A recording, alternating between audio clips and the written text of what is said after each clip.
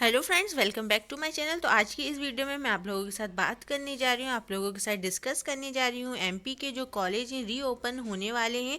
तो उससे रिलेटेड मैं आज आपको सारी जानकारी दूंगी। इस वीडियो में मैं आपको बताऊंगी कि किस किस के लिए कॉलेज खुलेंगे और स्टूडेंट्स के लिए कंपलसरी है या नहीं है कॉलेज जाना, और क्या क्या आप लोगों के इसमें रूल्स और रेगुलेशंस रहेंगे। मैं सारी चीज़ें आपको इस वीडियो में बताऊंगी, तो वीडियो को लास्ट तक देखिए।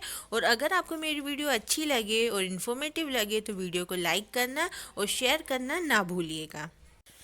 तो सबसे पहले मैं आप लोगों को बता दूं कि कॉलेज के लिए आदेश जारी किया गया है गवर्नमेंट ने। तो उसमें क्या रूल्स हैं, किसके लिए है, मैं सब चीज़ें आपको वन बाय वन डिस्कस करती हूँ। तो सबसे पहले मैं आप लोगों को बता दूं कि किस अकॉर्डिंग आप लोगों के जो कॉलेज हैं या आप लोगों की जो क्लासेस हैं वो स्टार्ट होंगी। तो सबसे पहले यहाँ फर्स्ट पॉइंट में लिखा है केवल प्रायोगिक कक्षाएं, यानी कि जो प्रैक्टिकल क्लासेस हैं वो 1 जनवरी से खुल जाएंगी। जो भी प्रैक्टिकल कॉलेजेस हैं, प्रैक्टिकल क्लासेस हैं, जिनका भी प्रैक्टिकल सब्जेक्ट्स है, तो उनके लिए जो कॉलेज हैं वो 1 जनवरी 2021 से खुल जाएंगे।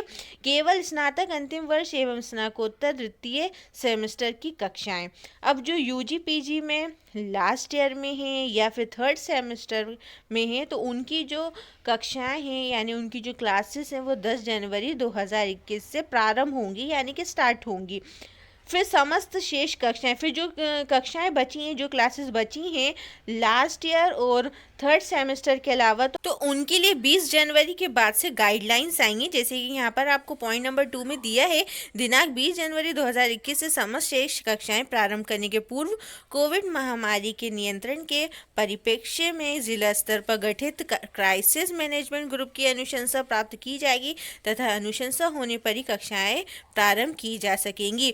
मतलब वहाँ पर एक मीटिंग होगी, बैठक होगी, उसके बाद ही जो शेष कक्षाएं हैं, मतलब जो क्लासेस बची हुई हैं, तो वो खुलने के आगे गाइडलाइंस जारी होंगी।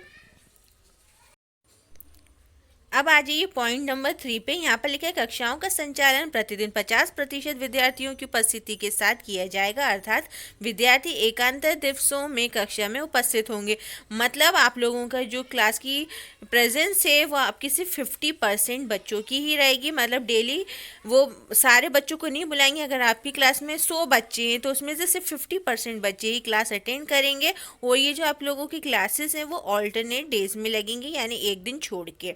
अब फोर्थ पॉइंट है विद्यार्थी संख्या अधिक होने की स्थिति में प्रत्येक स्तर पर कोविड-19 के सुरक्षा मानकों के आधार पर पृथक पृथक समूह बनाकर प्रायोगिक एवं शैक्षिक कार्य संपादित किया जाए।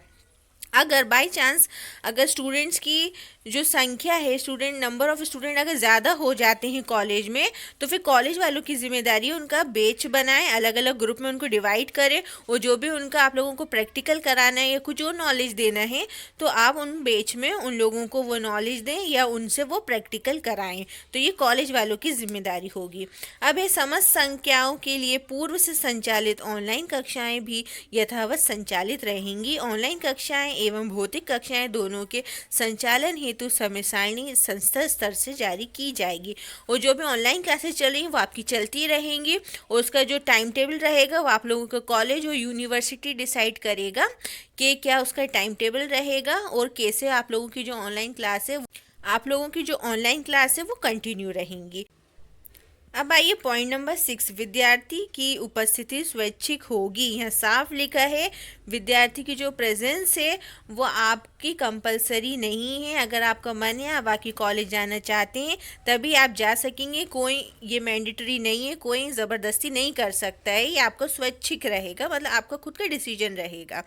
इस पे आपका कोई भी आपकी जो एग्ज़ाम होगा या आपकी स्कॉलरशिप है, ये कुछ भी चीज़ें, इस पे आपका कोई फ़र्क नहीं पड़ेगा। यहाँ पर साफ लिखा है सत्र 2020-21 में परीक्षा, छात्रवृत्ति, प्रोत्साहन योजना आदि के अंतर्गत विद्यार्थियों की उपस्थिति की अनिवार्यता को विलोपित किया जाता है। मतलब आप लोग जो स्कॉलरशिप भरते हैं उसमें आपकी अटेंडेंस जो रहती है वो रहता है 75% होना चाहिए, 80% होना चाहिए।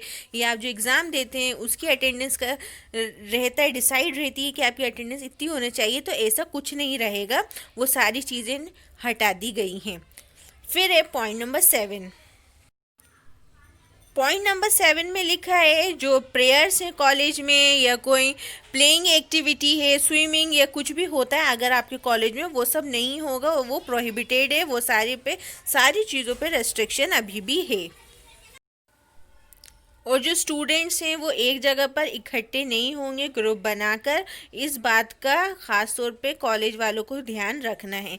फिर 8 पॉइंट है छात्रावास को खोले जाने की अनुमति नहीं होगी। अब जो स्टूडेंट हॉस्टल वाले हैं तो मैं उनके लिए बता दूं कि अभी हॉस्टल की जो अनुमति है वो अभी नहीं है। अगर आप यूनिवर्सिटी या कॉलेज के हॉस्टल में रहते हैं तो अभी वो नहीं खुलेंगे। फिर पुस्तकालय का संचालन केवल पुस्तकों के आदान प्रदान के लिए होगा, मतलब आपकी जो लाइब्रेरी है सिर्फ आप बुक ले सकते हैं और दे सकते हैं, बाकी आप वहाँ पर बैठ के पढ़ नहीं सकते, जो नॉर्मली होता है वो नहीं होगा। अब आते हैं 10 पॉइंट पे जो कि बहुत ही ज़्यादा इम्पॉर्टेंट है। यहाँ लिखे छात्र छात्राओं के घोषणा पत्र एवं माता पिता अभिभावकों की लिखित सहमति के आधार पर उपस्थिति स्वीकार्य होगी। इसका मतलब आपके जो पेरेंट्स है और गार्डियंस है, अगर वो आपको परमिशन देते हैं तो उसके लिए आप लोगों को एक उनका परमिशन लेटर साइन करवाना होगा और वो आपको कॉलेज में जमा करना होगा, तभी आप लोग कॉलेज में अटेंड हो सकते हैं और अपनी क्लासेस अटेंड कर सकते हैं। और ये जो परमिशन लेटर होगा ये आपके पूरे सेशन के लिए मान्य होगा, यानी वैलिड होगा। अब है पॉइंट नंबर 11 जो कॉलेज के लिए, तो इसमें बोला है जो कॉलेज है उन लोगों को ख़ास ध्यान रखना है सैनिटाइजेशन पे, हाइजीन वगैरह पे, उनको ख़ास अपने कॉलेज में, अपनी यूनिवर्सिटी में सारी चीज़ों पे नज़र रखनी है और सारी चीज़ों पे ध्यान रखना है। फिर आते पॉइंट नंबर 12 पे जहाँ लिखा है समस्त छात्र छात्राओं, शिक्षकों एवं कर्मचारियों के लिए फेस मास्क, सोशल डिस्टेंसिंग एवं हैंड वॉश की अनिवार्यता रहेगी। ये तो सब आपको पता है कि फेस मास्क और आप लोगों की जो सोशल डिस्टेंसिंग है वो और हैंड वॉश है, ये सारे आपके एकदम अनिवार्य हैं, मतलब आप लोगों को कंपलसरी सबको करना है।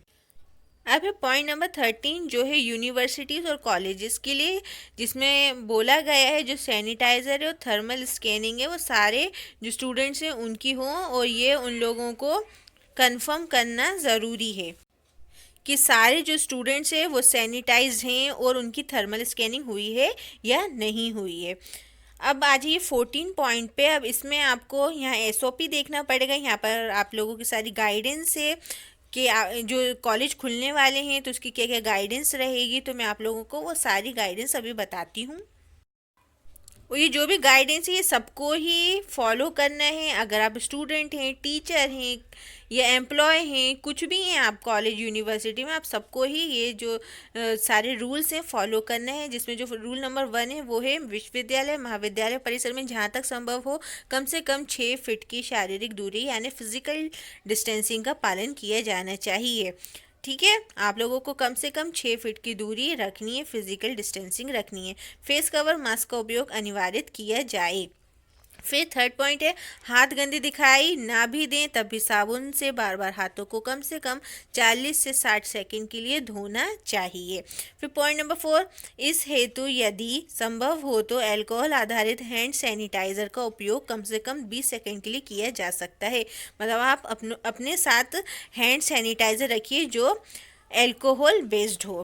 फिर पॉइंट नंबर 5 है श्वसन शिष्टाचार का सख्ती से पालन किया जाए। इसमें खांसी छींकते समय टिश्यू, रुमाल, कोनी से नाक और मुंह को कवर करना, उपयोग के बाद टिश्यू का सही ढंग से निस्तारण यानी डिस्पोजल शामिल है। अगर कोई खांस रहा है या छींक रहा है, अगर आपको खांसी या छींक आ रही है तो आपको टिश्यू, रुमाल और आपकी जो कोनी है उससे आपको नाक और मुँह क्या करना है, कवर करना है। ठीक है, और जो भी आप वो टिश्यू यूज़ कर रहे हैं आपको वो अच्छे से डिस्पोज करना है।